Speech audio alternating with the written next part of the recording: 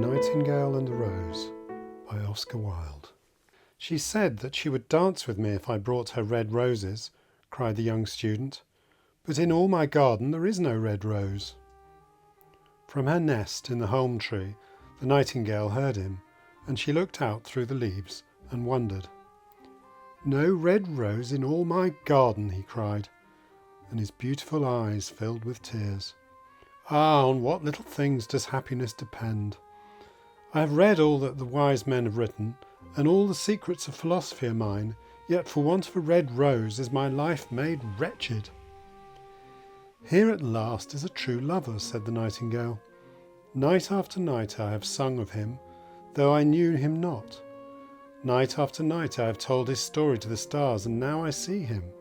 His hair is dark as the hyacinth blossom, and his lips are red as the rose of his desire. But passion has made his face like pale ivory, and sorrow has set her seal upon his brow. The prince gives a ball tomorrow night, murmured the young student, and my love will be of the company. If I bring her a red rose, she will dance with me till dawn. If I bring her a red rose, I shall hold her in my arms, and she will lean her head upon my shoulder, and her hand will be clasped in mine. But there is no red rose in my garden, so I shall sit lonely, and she will pass me by. She will have no heed of me, and my heart will break. Here indeed is the true lover, said the nightingale. What I sing of he suffers. What is joy to me, to him is pain. Surely love is a wonderful thing. It is more precious than emeralds, more dearer than fine opals. Pearls and pomegranates cannot buy it, nor is it set forth on the marketplace. It may not be purchased of the merchants, nor can it be weighed out in the balance for gold. The musicians will sit in their gallery, said the young student, and play upon their stringed instruments, and my love will dance to the sound of the harp and the violin. She will dance so lightly that her feet will not touch the floor, and the courtiers in their gay dresses will throng round her. But with me she will not dance, for I have no red rose to give her. And he flung himself down on the grass and buried his face in his hands and wept. Why is he weeping? Asked a little green lizard as he ran past him with his tail in the air. Why indeed, said a butterfly who was fluttering about after a sunbeam. Why indeed, whispered a daisy to his neighbour in a soft low voice. He is weeping for a red rose, said the nightingale. For a red rose, they cried. How very ridiculous! And the little lizard, who was something of a cynic, laughed outright. But the nightingale understood the secret of the student's sorrow, and she sat silent in the oak tree and thought about the mystery of love. Suddenly she spread her brown wings for flight and soared into the air. She passed through the grove like a shadow, and like a shadow she sailed across the garden. In the centre of the grass plot was standing a beautiful rose tree, and when she saw it, she flew over it and lit upon a spray. Give me a red rose, she cried, and I will sing you my sweetest song. But the tree shook its head. My roses are white, it answered, as white as the foam of the sea, and whiter than the snow upon the mountain. But go to my brother who grows round the old sundial, and perhaps he will give you what you want. So the nightingale flew over to the rose tree that was growing round the old sundial. Give me a red rose, she cried, and I will sing you my sweetest song. But the tree shook its head. My roses are yellow, it answered, as yellow as the hair of the mermaiden who sits upon an amber throne, and yellower than the daffodil that blooms in the meadow before the mower comes with his scythe. But go to my brother who grows beneath the student's window, and perhaps he will give you what you want. So the nightingale flew over to the rose tree that was growing beneath the student's window. "Give me a red rose," she cried, "and I will sing you my sweetest song." But the tree shook its head. "My roses are red," it answered, "as red as the feet of the dove, and redder than the great fans of coral that wave and wave in the ocean cavern. But the winter has chilled my veins, and the frost has nipped my buds, and the storm has broken my branches, and I shall have no roses at all this year." "One red rose is all I want," cried the nightingale. "Only one red rose? Is there no way by which I can get it?" "There is a way," answered the tree, "but it is so terrible that I dare not tell it to you." "Tell it to me," said the nightingale. "I am not afraid." "If you want a red rose," said the tree, "you must build it out of music by moonlight, and stain it with your own heart's blood. You must sing to me with your breast against a thorn. All night long you must sing to me, and the thorn must pierce your heart, and your life blood must flow into my veins and become mine." "Death is a great price to pay for a red rose," cried the nightingale, "and life is very dear to all.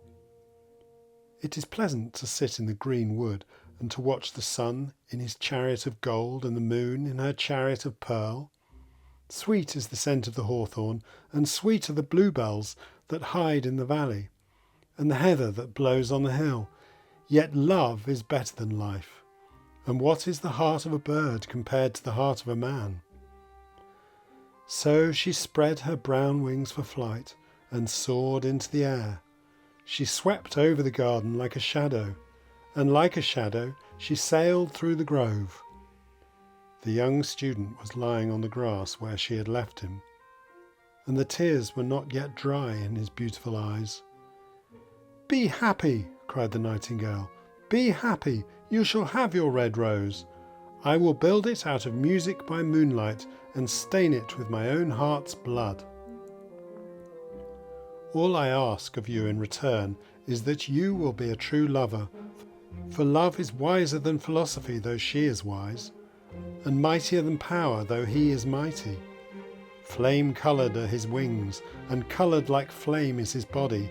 His lips are sweet as honey, and his breath is like frankincense." The student looked up from the grass and listened, but he could not understand what the nightingale was saying to him, for he only knew the things that are written down in books.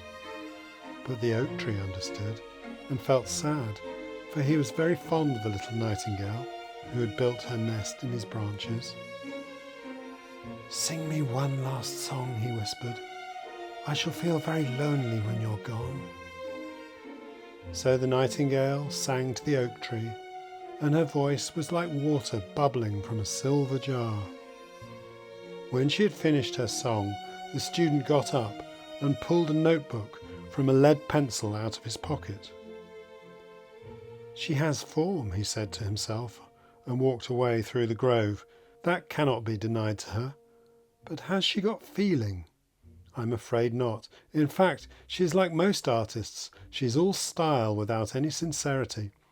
She would not sacrifice herself for others. She thinks merely of music, and everybody knows that the arts are selfish.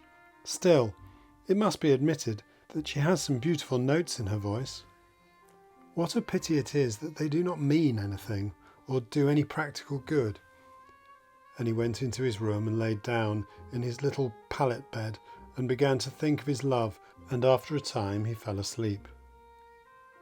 And when the moon shone in the heavens, the nightingale flew to the rose tree and set her breast against the thorn. All night long she sang with her breast against the thorn, and the cold crystal moon leaned down and listened. All night long she sang, and the thorn went deeper and deeper into her breast, and her life blood ebbed away from her. She sang first of the birth of love in the heart of a boy and girl, and on the topmost spray of the rose tree there blossomed a marvellous rose, petal following petal, as song followed song. Pale was it at first, as the mist that hangs over the river, pale as the feet of the morning, and silver as the wings of the dawn. as the shadow of a rose in a mirror of silver. As the shadow of rose in a waterpool, so was the rose that blossomed in the topmost spray of the tree. But the tree cried to the nightingale to press closer against the thorn. "Press closer, little nightingale," cried the tree, "or the day will come before the rose is finished." So the nightingale pressed closer against the thorn, and louder grew her song, for she sang of the birth of passion in the soul of a man and a maid. And a delicate flush of pink came into the leaves of the rose, like the flush in the face of the bridegroom when he kisses the lips of the bride. But the thorn had not yet reached her heart, so the rose's heart remained white, for only a nightingale's heart blood can crimson the heart of a rose. And so the tree cried to the nightingale to press closer against the thorn. "Press closer, little nightingale," cried the tree, "or the day will come before the rose is finished." So the nightingale pressed closer against the thorn, and the thorn touched her heart, and a fierce pang of pain shot through her. Bitter, bitter was the pain, and wilder grew her song, and she sang of the love that is perfected by death, of the love that dies not in the tomb. And the marvellous rose became crimson, like the rose of the eastern sky. Crimson was the girdle of petals, and crimson as ruby was the heart. But the nightingale's voice grew fainter, and her little wings began to beat, and a film came over her eyes. Fainter and fainter grew her song, and she felt something choking in her throat. Then she gave one last burst of music. The white moon heard it, for she forgot the dawn and lingered on in the sky. The red rose heard it and trembled all over with ecstasy, and opened its petals to the cold morning air. Echo bore it to her purple cavern in the hills, and woke the sleeping shepherds from their dreams. It floated through the reeds of the river, and they carried its message to the sea. "Look, look," cried the tree, "the rose is finished now." But the nightingale made no answer, for she was lying dead in the long grass with a thorn in her heart. And at noon the student opened his window and looked out. "Why, what a wonderful piece of luck!" he cried. "Here is a red rose. I have never seen any rose like it in all my life. It is so beautiful that I am sure it has a long Latin name." And he leaned down and plucked it. Then he put on his hat and ran up to the professor's house with the rose in his hand. The daughter of the professor was sitting in the doorway winding blue silk on a reel, and her little dog was lying at her feet. "You said that you would dance with me if I brought you a red rose," cried the student. "Here is the reddest rose in all the world. You will wear it tonight next to your heart, and as we dance together, I will tell you how I love you." But the girl frowned. "I'm afraid it will not go with my dress," she answered, "and besides, the Chamberlain's nephew has sent me some real jewels, and everybody knows that jewels cost far more than flowers." "Well, upon my word, you are very ungrateful," said the student angrily, and he threw the rose into the street, where it fell into the gutter, and a cartwheel went over it. "Ungrateful?" said the girl. "I tell you what, you're very rude, and after all, who are you? Only a student. Why, I don't believe you have even got silver buckles to your shoes as the Chamberlain's nephew has." And she got up from her chair and went into the house. "What a silly thing love is," said the student as he walked away. "It's not half as useful as logic, for it does not prove anything, and it is always telling one of things that are not going to happen, and making one believe things that are not true. In fact, it is quite impractical, and as in this age to be practical is everything, I shall go back to philosophy and study metaphysics." So he returned to his room and pulled out a great dusty book and began to read. The end.